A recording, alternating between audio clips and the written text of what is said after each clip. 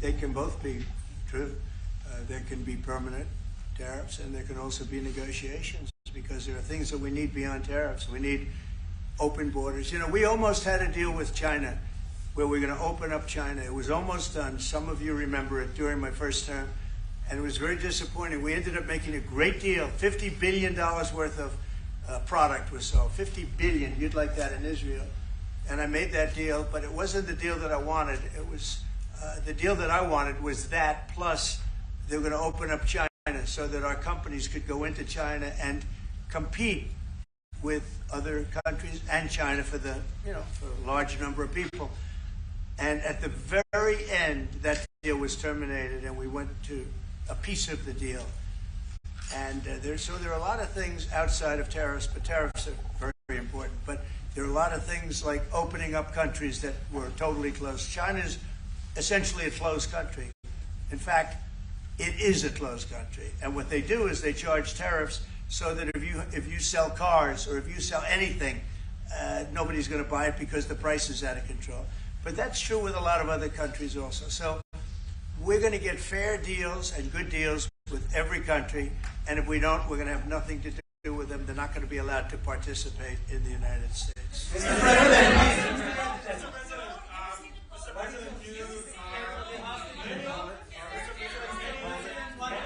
Hold it. Just relax. We have time. This gentleman is all day long. Mr. President, many of thank you. Go ahead.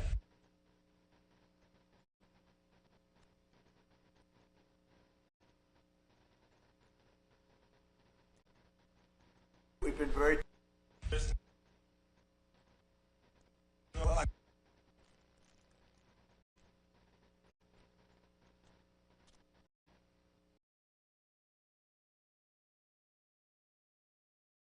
and we've put a major hurt on the Houthis, which nobody's been able to do. We've really hit them hard, and it's every night after night, and we've gotten many of their leaders and their experts. They're experts on missiles. I mean, they actually make missiles. Nobody thought that, but they make missiles. They're highly sophisticated, and they're very tough, but they've been very badly damaged. Nobody else was able to do that but us. Pete, you want to discuss that, please? Yes, sir. It's been a bad 3 weeks for the Houthis, and it's about to get worse. It's been a devastating campaign, whether it's underground facilities, weapons manufacturing, bunkers, troops in the open, air defense assets. We are not going to relent, and it's only to get more unrelenting until the Houthis declare they will stop shooting at our ships. And we've been very clear with the Iranians as well.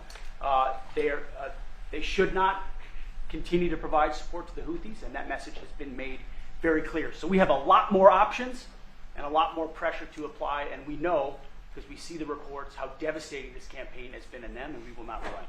We have a great military. There's no military like our military, and despite Biden having given a lot, but nevertheless a pretty small piece, but it was a lot of our military away in Afghanistan, and one of the dumbest situations, I think, and maybe the most embarrassing situation we've ever been involved in, that short period of time in Afghanistan.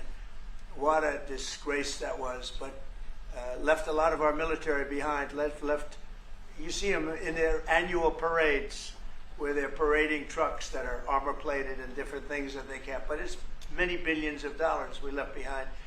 But despite that, we have a tremendous military. That was a very small portion, because we rebuilt the military during my first term, and we have great things happening with our military. We also essentially approved a budget, which is in the facility, you'll like to hear this, of $1 trillion, $1 trillion, and nobody's seen anything like it. We have to build our military, and we're very cost conscious, but the military is something that we have to build, and we have to be strong, because you got a lot of bad forces out there now.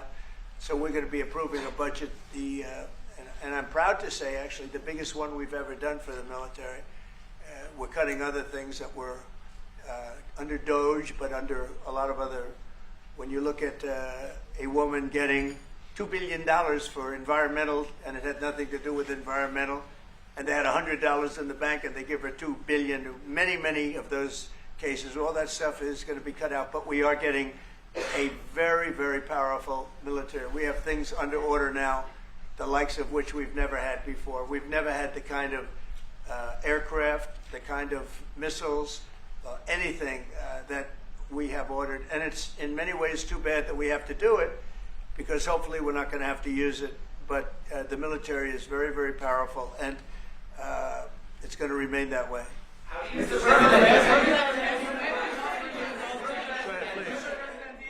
Yes, Queen? Thank you, Mr. President. I want to ask you about Iran, because this is the first time we hear that the U.S. is having a direct contact with the Iranians. Is it possible to give us some more information at what level is the U.S. is High level, involved? very high level, yeah. We're dealing with the Iranians. We have a very big meeting on Saturday, and we're dealing with them directly. You know, a lot of people say, oh, maybe you're going through surrogates, or you're not dealing directly, you're dealing through other countries. No, we're dealing with them directly, and maybe a deal is going to be made. That would be great. It would be really great for Iran, I can tell you that. But hopefully, we're not going to have to get into that. We are meeting very importantly on Saturday at almost the highest level, and we'll see how it works out. Please. How do you ensure, Mr. President, that these tariffs don't drive U.S. trading partners into the hands of the Chinese? I'm not worried about it. I'm not worried about it. If they want to be in the hands of the U.S., they don't want to be in the hands of the Chinese. And the Chinese have turned out to be really not very good at that. People that are with us, they're with us. But we cannot be taken advantage of any longer. I used to watch these deals for years. I've been talking about it for years. You know, I've been talking about it for 35 years, how our country is being ripped off. I mean, 30 years ago it was Japan, then it was something else, then it was another group, then it was China. China's doing the best job of it, frankly. And it's just not going to happen. Not going to happen. And Mr. President, the EU has said that they have offered 0 for 0 tariffs on cars and industrial goods. Is that not enough? Well, the EU, no, it's not. The EU has been very tough over the years. I always say it was formed to really do damage to the United States in trade. That's the reason it was formed. It was formed with all of the countries from Europe, I guess most of them, not all of them, but most of them. And they formed together to create a little bit of a monopoly situation, to create a unified force against the United States for trade. So they have NATO, which is largely the same countries, and they took advantage of us dollar-wise and militarily until I got there. You know, I was able to get $600 billion from NATO, where they paid NATO because most of these nations weren't even paying. We were paying for NATO, so we're paying them to guard them militarily, and they're screwing us on trade. So that's not a good combination. So now it's really turned around. It's the opposite, and the European Union's been very bad to us. They don't take our cars, like Japan in that sense. They don't take our agricultural product. They don't take anything practically. And yet they send millions of cars in a year, Mercedes-Benz, Volkswagen, BMWs. They're sending millions and millions of cars into the U.S., but we don't have a car that's been sold to the European Union or other places, but let's go for the European Union. And it's not going to be that way. It's got to be fair, reciprocal. It's got to be fair. It's not fair. We have a deficit with the European Union of $350 billion. And it's going to disappear fast. And one of the reasons and one of the ways that that can disappear easily and quickly is they're going to have to buy our energy from us because they need it. They're going to have to buy it from us. They can buy it. We can knock off $350 billion in 1 week. They have to buy and commit to buy a like amount of energy. And we have that. You know, we have more energy than any country in the world. I don't know if you know that. He knows everything, but the one thing he may not know, we have more energy than any country in the world. We have more of every kind of energy, every form of energy, from oil and gas to coal. And people talk about, I call it beautiful, clean coal. As you know, Germany is opening up a coal plant a week. They tried the windmills and it didn't work. They tried all the other solutions and they were ready to go out of business. Now they're doing a coal plant a week. China is now up to 2 coal plants. They're opening 2 major coal plants every single week in China, all over China, and then we're not allowed to use coal.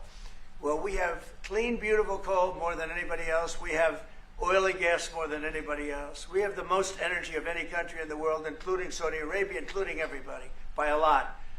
And I took it to number 1. We were number 3, and I took it to number 1 during my administration. And the reason that we were hurt so badly and the reason that we went into such incredible inflation during Biden is energy. It was also their bad spending, but energy, because they played around with this incredible thing that we had built, this administration had built, and the energy costs went through the roof. And when that went up, everything else followed. Now, if you look at what's happening, you're going to see this today. I said we're going to try and get groceries down, right? An old-fashioned term, but a beautiful term. Eggs. So when I got in, the press went absolutely crazy the first week. They said, eggs have quadrupled in price. I said, I just got here. Tell me about it.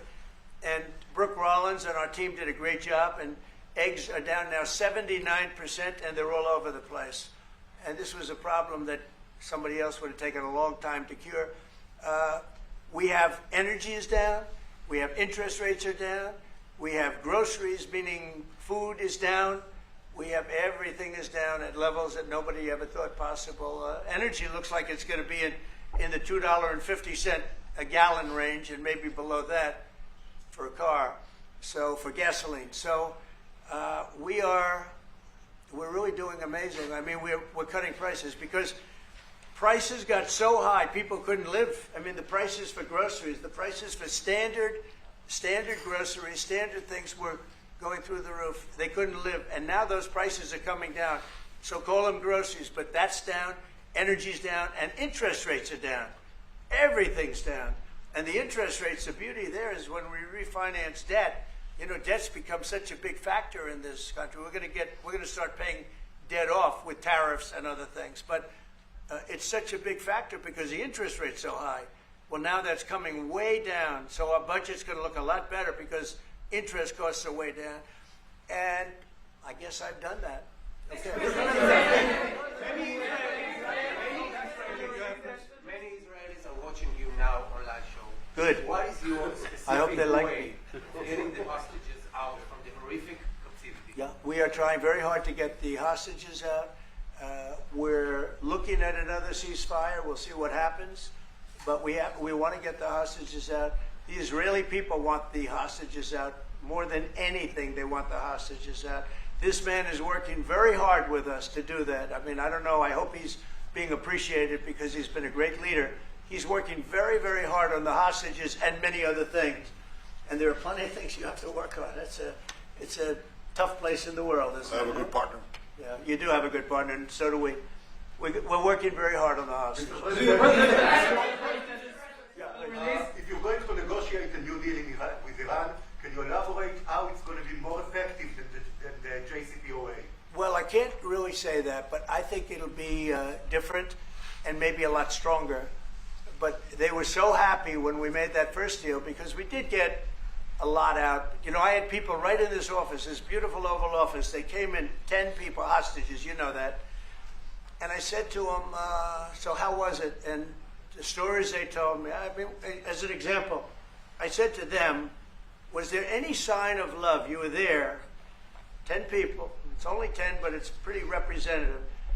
Did the Hamas show any signs of, help or liking you? Did they wink at you? Did they give you a piece of bread extra? Did they give you a meal on the side, you think of doing? Like would happen in Germany, would happen elsewhere. People would try and help people that were in unbelievable distress. They said no. I said all of them. I said, did they ever wink at you like, you'll be okay? You're going to be okay? No, they didn't do that. They'd slap us. The hatred is unbelievable. And the lives, they lived in a pipe, not really a tunnel, it was a pipe. And they always thought they were suffocating. They were going to suffocate. And then they'd open up the pipe, and it was like 3.5 feet high. This isn't, we hear tunnels bad, but pipes are worse. And the stories I heard were incredible. But I just said, was there any sign of potential love or affection? and there were none whatsoever. It was amazing to me. There was nothing like, here, take this, it's a little extra meal or something. They lived like hell. I don't know. They were amazing to me because they seemed to be pretty normal. They weren't scarred, but I guarantee underneath they have to be scarred. And one was there for 356 days. Another was there for about 180 days, a long time. These are people that have been really, really horribly treated. I've never seen anything like it, actually. I was very surprised to hear the answer. Thank you, Mr. President. Are there 2 or 3 countries that are on your list that you feel are farther along in getting their tariffs lowered? I think there are many that want to get rid of tariffs right now. European Union, I mean, as badly as they've treated us, they've brought their car tariffs essentially off. I guess they brought it down to 2.5, and I hear maybe to nothing. But it's not only tariffs, it's non-monetary tariffs. It's tariffs where they put things on that make it impossible for you to sell a car. It's not a money thing. They make it so difficult, the standards and the tests. They drop a bowling ball on the top of your car from 20 feet up in the air, and if there's a little dent, they say, no, I'm sorry, your car doesn't qualify. When the same car from Germany or anything would dent likewise. Unless you can have an army tank, it's going to dent. So they come up with rules and regulations that are just designed for one reason, that you can't sell your product in those countries. And we're not going to let that happen. Those are called non-monetary barriers. They make barriers that are so tough that it's impossible to qualify. So tariffs are a big part of it, but there's another big part of it, and that's barriers. They also do something else. They manipulate their currency, and they drive it down. They want to have low currencies. It sounds better to have a high currency, a strong dollar or whatever, but they bring their currency down, and when it competes with our currency, it's very hard to sell a tractor. It's very hard to sell product because their currency is low and ours is much higher relatively.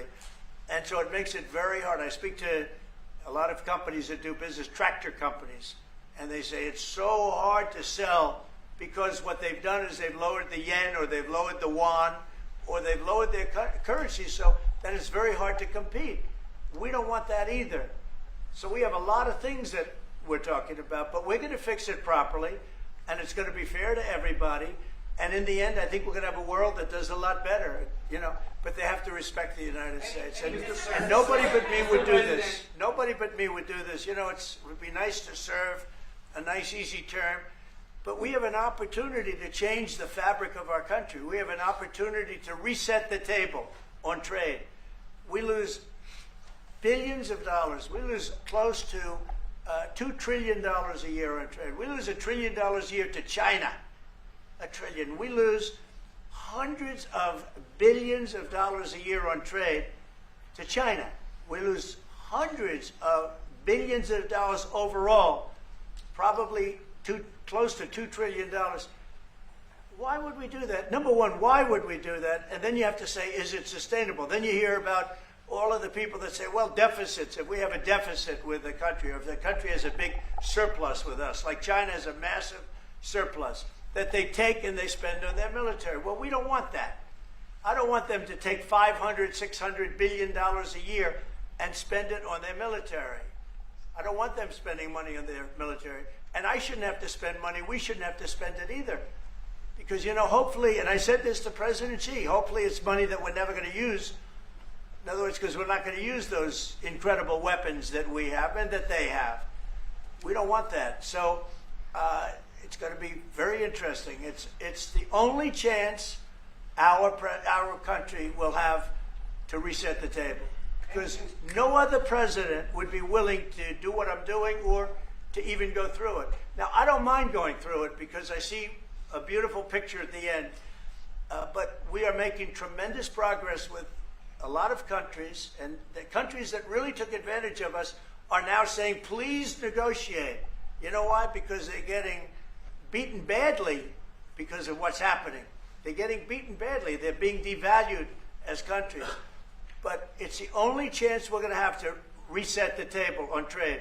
And when we do, we're going to come out unbelievably well. We're going to have a strong country economically again. And we're going to have those factories that are empty all over the United States. We've lost 90,000 plants and factories. Think of this, 90,000, you wouldn't think it's possible. 90,000 plants and factories since NAFTA, which was, by the way, the worst trade deal ever developed, ever had by any country anywhere, NAFTA. And I terminated NAFTA. Everybody said it would be impossible. And I terminated it through Congress. We terminated it. You had to get it through Congress. It was a trap. It was a horrible thing. And we got it done. The problem is they cheat. They cheat like crazy. Canada cheats. Mexico cheats. Just one of those things. But we are resetting a table, and we're going to have great trade, and we're going to have a very strong country. Our country is going to be at a level that has maybe never been, or maybe, you know, our country was the strongest, believe it or not, from 1870 to 1913. You know why? It was all tariff-based. We had no income tax. Then in 1913, some genius came up with the idea of let's charge the people of our country, not foreign countries that are ripping off our country. And the country was never that kind of wealth. We had so much wealth, we didn't know what to do with our money. We had meetings, we had committees, and these committees worked tirelessly to study one subject. We have so much money. What are we going to do with it? Who are we going to give it to? And I hope we're going to be in that position again. Mr. President, do you plan to reduce the tariffs that the government put on Israeli goods, 70%? On where? On Israeli goods, the 70%. Do you plan Well, to we're reduce- talking about a whole new trade. Maybe not. Maybe not. Don't forget, we help Israel a lot. You know, we give Israel $4 billion a year. That's a lot. Congratulations, by the way. That's pretty good. But we give Israel billions of dollars a year. Billions. It's one of the highest of, and we give a lot of countries money. You wouldn't believe if I said we give Afghanistan a lot of money. Do you? Because that was a Biden deal, another Biden deal. Not only did he embarrass us with that, but they give them billions of dollars, Afghanistan, right? So, but no, we take good care of our friends, and we don't take care of our enemies. We're not taking care of our enemies anymore, but we do take care of our friends. The IDF is fighting to get in the Gaza Strip. I myself might be called up in a month. Do you think that's the way to pressure Hamas to get to a deal? And do you think blocking humanitarian aid is also an effective pressure? Well, you know how I feel about the Gaza Strip. I think it's an incredible piece of important real estate, and I think it's something that we would be involved in, but you know, having a peace force like the United States there, controlling and owning the Gaza Strip would be a good thing. Because right now, all it is for years and years, all I hear about is killing and Hamas and problems. And if you take the people, the Palestinians, and move them around to different countries, and you have plenty of countries that will do that, and you really have a freedom zone. You call it the freedom zone, a free zone, a zone where people aren't going to be killed every day. That's a hell of a place. It's a, you know what I call it, a great location that nobody wants to live in, because they really don't. And when they have good living, real living, where Hamas and all of the problems they have, the level of death on the Gaza Strip is just incredible. And I've said it. I don't understand why Israel ever gave it up. Israel owned it. It wasn't this man, so I can say it. He wouldn't have given it up. I know him very well. There's no way.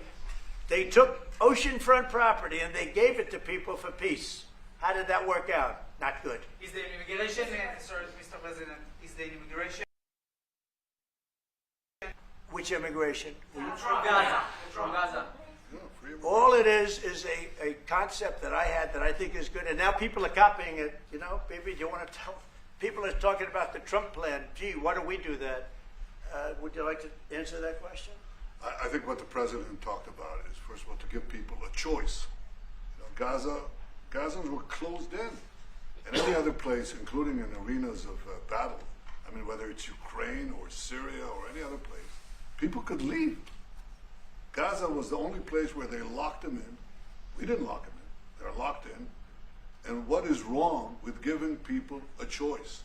Now, we've been talking, including over lunch, about some countries, I won't go into them right now, that are saying, you know, if Gazans want to leave, we want to take them in. And I think this is the right thing to do. If you give, you know, it's going to take years to rebuild Gaza. In the meantime, people can have an option. The president has a vision. Countries are responding to that vision. We're working on it. I hope we'll have good news for you. I will say, people love, excuse me, people really do love that vision. It's a long-term vision, but so importantly is to have that be a safe field, because you're right smack in the middle of the Middle East. You're right along Israel. It should have never, ever been given away. It shouldn't have been given away by Israel. I don't know why they did it. I mean, I do know why, because they were promised peace, but that didn't work out too well, because it's one of the most dangerous pieces of land anywhere in the world. Gaza is one of the most dangerous places in the world. So they gave it away for a good intention, and it didn't work out that way. And a lot of people like my concept, but, you know, there are other concepts that I like too, and there are some concepts I don't like. You know what I don't like? The way it is now, because right now it's a dangerous death trap, Gaza. Yeah. Thank you, sir. Can you talk a little bit about your potential meeting with Vladimir Putin? Do you still plan to meet with him? Could that happen in Saudi Arabia? And maybe you could elaborate as well a little bit on not providing tariffs on Russia, sir. So the reason we're not talking about tariffs with Russia is because we're not doing business essentially with Russia, because they're in a war, and I'm not happy about what's going on with the bombing, because they're bombing like crazy right now. They're bombing. I don't know what's happening there. That's not a good situation. So we're meeting with Russia. We're meeting with Ukraine, and we're getting sort of close, but I'm not happy with all the bombing that's going on in the last week or so. Horrible. It's a horrible thing. It's a horrible thing. Can countries negotiate to get below 10%? In terms of tariffs? Yes. Look, we've been ripped off and taken advantage of for 40, 50, 60 years. And the reason we got ripped off and the way they did it was tariffs. They would charge tariffs, massive numbers of dollars. And when you look at China, when I took over, it was at $507 billion they were making. I call it making. A lot of people say, oh, it doesn't mean anything, having a surplus. It means a lot, in my opinion. It's almost like a profit or loss statement.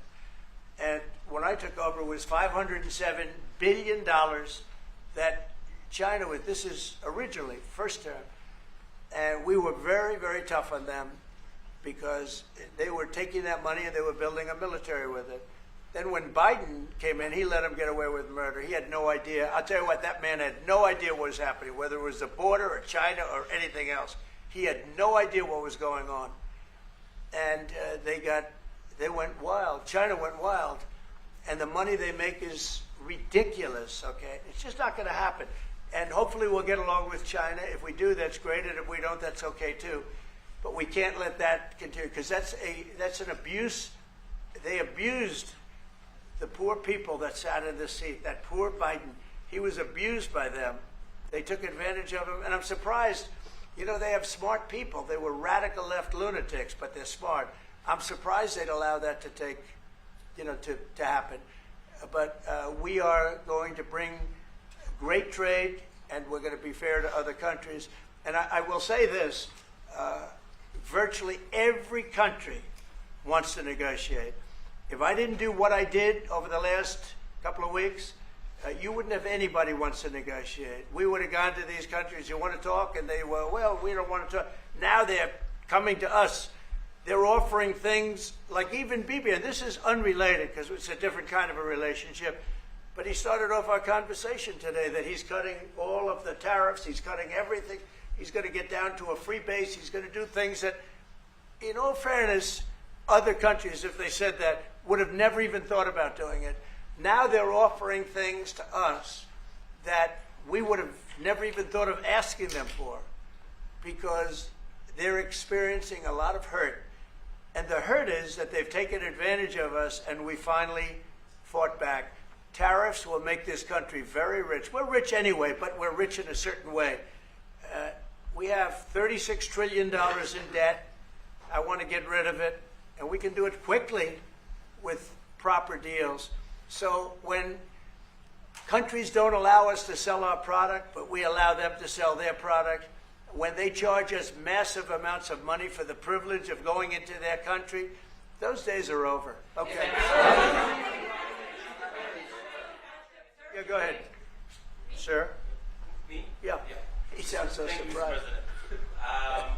On Iran, two questions, please. First, you can give us more details about where the meeting on Saturday is going to I can't tell you that. I can just tell you there's a major meeting going on between us and Iran, and that'll take place on Saturday, and it's at top level. And second question about this. A lot of people think that those talks are not going to lead anywhere because the Iranians may be will right. never give up their nuclear That's, program. I think that's a possibility too. If diplomacy fails, is the United States under your leadership ready to take military action to destroy the Iranian nuclear program and remove this threat? I think if the talks aren't successful with Iran, I think Iran is going to be in great danger. And I hate to say it, great danger, because they can't have a nuclear weapon. So is that a yes? You know, it's not a complicated formula.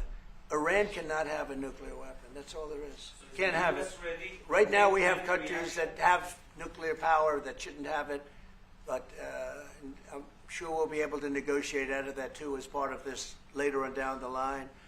But Iran cannot have a nuclear weapon. And if the talks aren't successful, I actually think it'll be a very bad day for Iran if that's the case. Yeah. Mr. President, on manufacturing. Yeah, please. Go ahead. Mr. President, was October 7th the death blow of the two-state solution, and would you consider classifying the Palestinian Authority as a terrorist organization for its continued pay-for-slay terror financing payments? So October 7th was a horrible day that some people, they deny it. Now, I can't believe they deny it from the standpoint of it. They do it because they think it's good politically. But I've seen the tapes. I've seen things that you don't want to see. October 7th was a horrible day, and it will go down as one of the really bad days in the history of the world. It was a horrible, horrible thing that happened. And they grabbed some of these people. I'll give you an example. When I was with the 10 hostages a few weeks ago, I said, so how many are there? 59.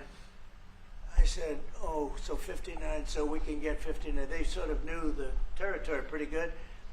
And I said, how are they doing? They said, well, only 24 are living, the rest are dead. And these are young people largely. Young people don't die. You know, young people have an amazing ability to live. They can live through horrible things. But these are young people. And when they said that 24 are living and the rest are dead. And, you know, I've had parents come up, Israeli parents largely. We have some Americans, and I guess we have one left. Alex, we have the one left. But I've had Israeli parents come up to me at events and say, my son is there. I said, well, how's he doing? Well, he's dead.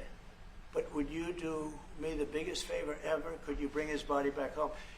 They talked about a young dead boy and a young dead girl like they were living. And that could have something to do with religion. That could have something to do with, I guess maybe any parent would be, but I was surprised. They said, sir, my son is dead. It is just as important to bring that body back home. I asked that question as if he were alive. So you have a lot of them dead, and we'll be able to bring them back. But it's a horrible thing that's happened. These are largely young people. Some old ones too, frankly. And those people have lived in hell. When they came off, the second group that came out, they looked like they just got out of a concentration camp. They looked exactly like the pictures that I'd see from the 1940s, the concentration camps. And then they got a little bit better, you know. But that second group, those people came out, and I said, this is unbelievable. We're going back into a chapter in history that is one of the worst ever. It's really very bad. Okay?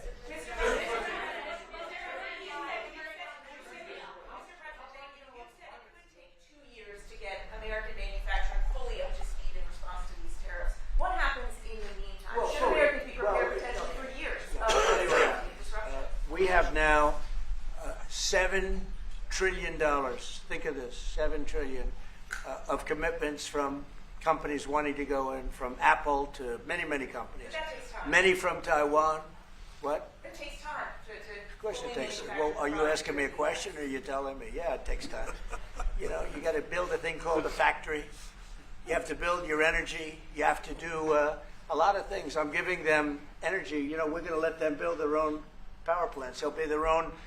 Essentially, they're going to be in charge of the power plant because our power is not reliable enough. You have a grid that's old and susceptible to a lot of things, including bombing and weather and a lot of other things. And we're going to give them record timing in terms of approvals of electric plants. Most of them want to build electric plants. We need massive amounts of electricity if we're going to compete with China and others. And interestingly, we're way ahead right now in the AI race with China. But the way we lose that race is if we can't give them electric. But we have more plants being built. We have everything. We're doing so great. And we want to keep it that way. And tariffs will be an important part of it. But one of the other things, Lee Zeldin's doing a fantastic job, head of environmental protection. And he's doing very rapid approvals for people to get, for big companies that are going to build a plant that's going to cost billions of dollars. And we're going to get them their approvals. They have to be environmentally perfect, everything good, but they're going to be in record time, a matter of months versus a matter of many, many years. Okay? Go ahead. Lisa Rozowski from Haaretz. Turkey claims it will stabilize the situation in Syria. Turkey? Yeah. Israel doesn't want Turkey to influence it in Syria. What do you think? Do you think Turkey's influence in Syria can actually make it a better, more peaceful country, or vice versa? Well, I have great relations with a man named Erdogan. Have you heard of him? And I happen to like him, and he likes me, and I know the press will get very angry. He likes Erdogan, but I do, and he likes me, and we've never had a problem, and we've gone through a lot, and we've never had a problem. We've always got, as you remember, we got our minister back from Turkey. You remember that? And this was a big deal at the time, and we got him back. And I told the prime minister, I said, just, Bibi, if you have a problem with Turkey, I really think I'm going to be able to work it out. You know, I have a very, very good relationship with Turkey and with their leader, and I think we'll be able to work it out. So I hope that's not going to be a problem. I don't think it will be a problem. Now, with that being said, I believe it was Turkey, and I said that to him. I said it. I said, congratulations. You've done what nobody's been able to do in 2,000 years. You've taken over Syria with different names, but same thing. I said, you've taken it over. He's taken it over through surrogates. He goes, no, it was not me. I said, it was you. But that's okay. You don't have to say, well, sort of maybe it was me. Okay. But what he did, he's a tough guy, and he's very smart. And he did something that nobody was able to do. You know, you got to hand it to him. Any problem that you have with Turkey, I think I can solve. I mean, as long as you're reasonable. You have to be reasonable. We have to be reasonable. Thank you very much, everybody. I appreciate it. Thank you. Thank you.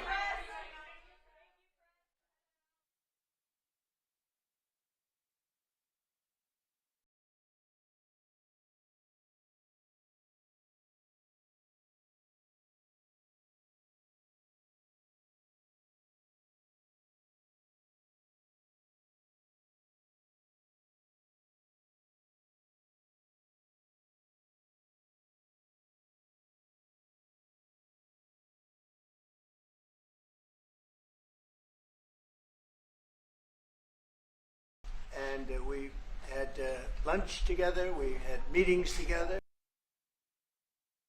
staff, and I think we've come up to some pretty good solutions and conclusions, and we'll be working a little bit after this, and then I assume you're going back home. Yes, sir. This is a quick stop, in and out, but we appreciate you being here, and we are a friend of Israel, as you know. I would say that I'm by far the best president that Israel has ever even thought of seeing.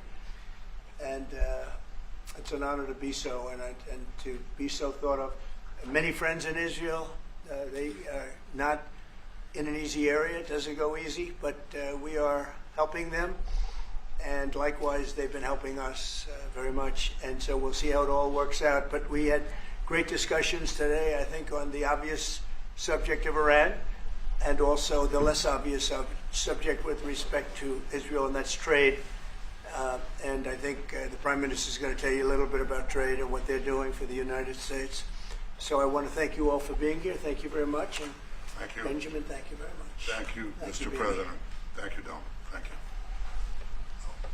Mr. President, I want to first thank you for inviting me again to the White House. You've been a remarkable friend of the State of Israel. You stand by us. You're standing with us. You are a great, great champion of our alliance. And you actually do the things that you say you do. And I think that people respect that enormously. I certainly do, and the people of Israel do. And I think the Jewish people do as well. We just saw your representative in the Department of Justice fighting anti-Semitism, standing up for Israel in international forums. I just want you to know from the heart, it's deeply, deeply appreciated. As you said, we had the opportunity to talk today about many subjects. First, if I can mention tariffs, it's a subject of some interest today. I can tell you that I said to the President a very simple thing. We will eliminate the trade deficit with the United States. We intend to do it very quickly. We think it's the right thing to do. And we're going to also eliminate trade barriers, a variety of trade barriers that have been put up unnecessarily. And I think Israel can serve as a model for many countries who ought to do the same. I recognize the position of the United States. It says, you know, we're allowing other countries to put tariffs on us, but we don't put tariffs on them. And, you know, I'm a free trade champion, and free trade has to be fair trade.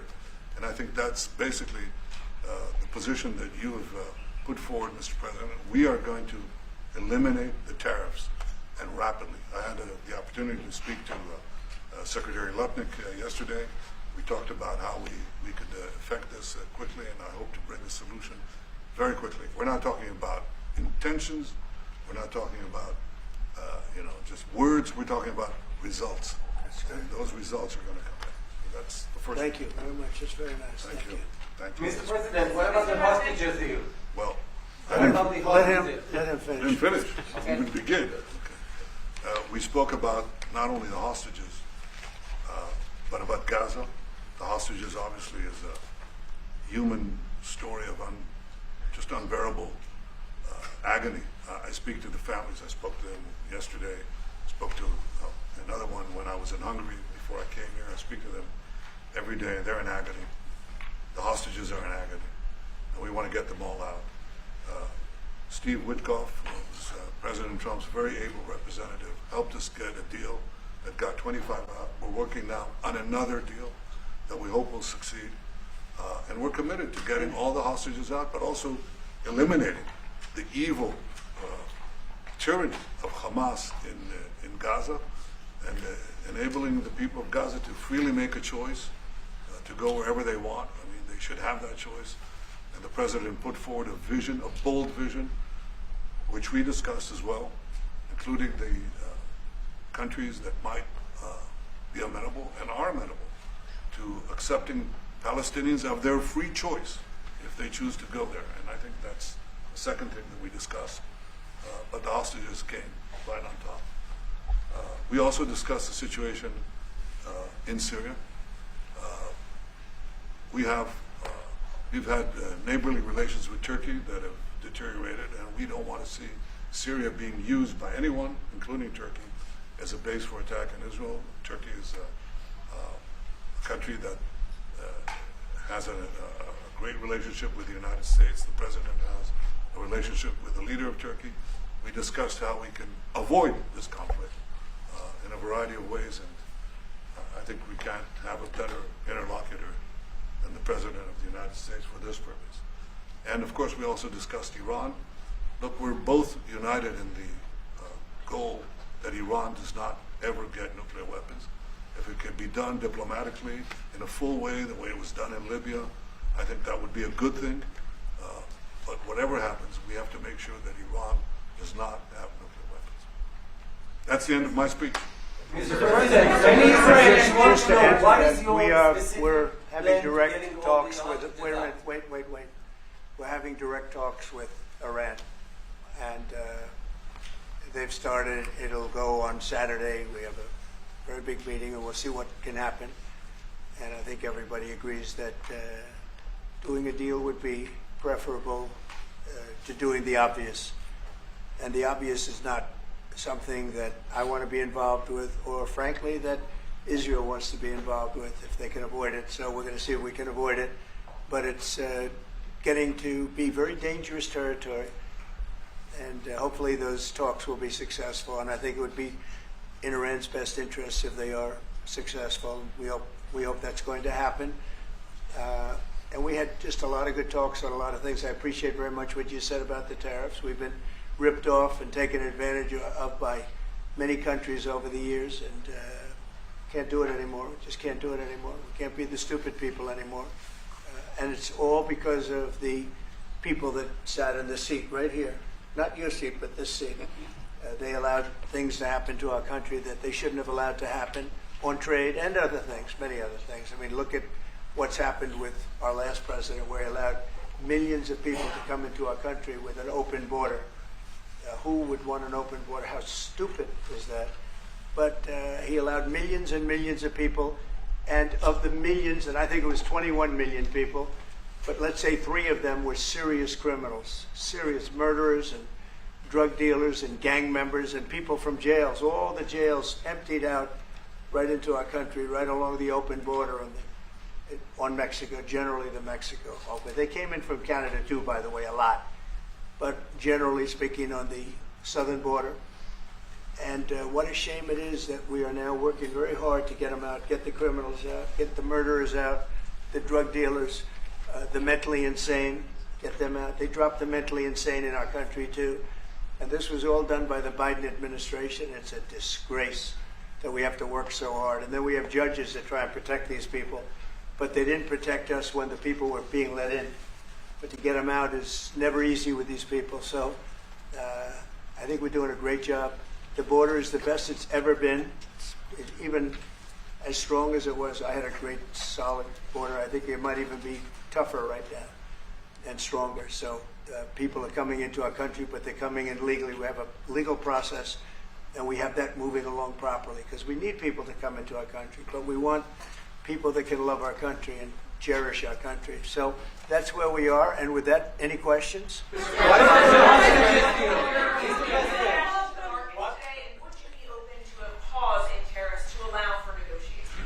Well, we're not looking at that. We have many countries that are coming to negotiate deals with us, and they're going to be fair deals. And in certain cases, they're going to be paying substantial tariffs. There'll be fair deals. As you know, I spoke this morning with the Prime Minister of Japan, and we had a very good conversation. They're coming. And I said, one thing, you're going to have to open up your country because we sold no cars, like 0 cars in Japan. And they sold millions of cars into our country. They don't really take our agriculture, a little bit of it just to keep us slightly happy, but they don't take what they're supposed to be taking. So we have a great relationship with Japan. We're going to keep it that way, but they're coming in to meet, and other countries are coming in. With China, as you know, against my statement, they put a 34% tariff on above what their ridiculous tariffs were already. And I said, if that tariff isn't removed by tomorrow at 12 o'clock, we're putting a 50% tariff on above the tariffs that we put on. So they've gone for years. They've become a rich country because of people, again, that were in the White House that allowed this to happen. Hundreds of billions of dollars a year they'd make on us on trade, and it shouldn't be that way. And I have a great relationship with President Xi. I hope it's going to stay that way. I have great respect for China. But they can't do this with just, we're going to have one shot at this, and no other president's going to do this, what I'm doing. And I'll tell you what, it's an honor to do it because we have been just destroyed, what they've done to our system.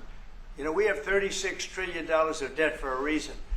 And the reason is that people allowed it to get that way. So we'll be talking to China. We'll be talking to a lot of different countries. And I think, you know, if we can make a really fair deal and a good deal for the United States, not a good deal for others. This is America first. It's now America first. And we didn't put America first. We put America last. The people that were in the Oval Office put America last, and we're not going to stand for it. Yeah.